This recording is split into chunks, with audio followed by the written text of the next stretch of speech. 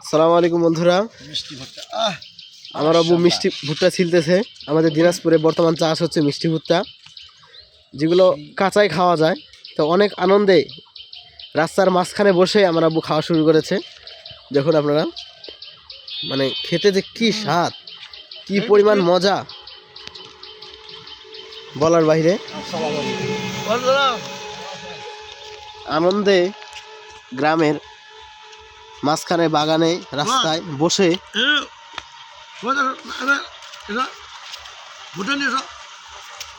অনেক আনন্দে খাচ্ছে। এই পাশাপাশি আমার ভাগিনাও গেল, আমার ভাইও গিয়েছে। কারাগারি শুরু করো, কারাগারি।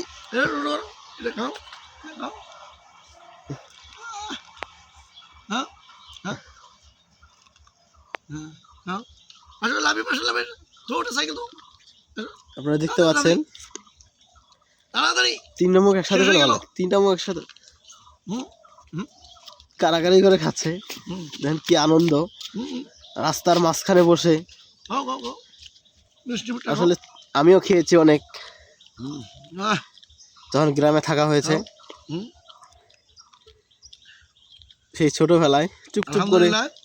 এই যে আমার এটা ছোট ছেলে মিষ্টি ভুট্টা খাচ্ছে গ্রামে এসে আনন্দের সাথে। গোটা রমজান মাসে 30টি সিয়াম পালন করেছে। এটা আমার নাতি, এটা আমার আর ছোটো ছেলে আনাস বাবু।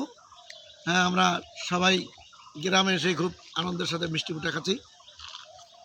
আমিও খেয়েছি অনেক। আলহামদুলিল্লাহ। কেমন লাগতেছে ডাক্তার ফুয়াদ? সবাই দোয়া করবেন এ যেন ডাক্তার হইতে পারে। আমার ভাগিনা হেফখানায় পড়াশোনা করতেছে। অনেক আনন্দ আলহামদুলিল্লাহ।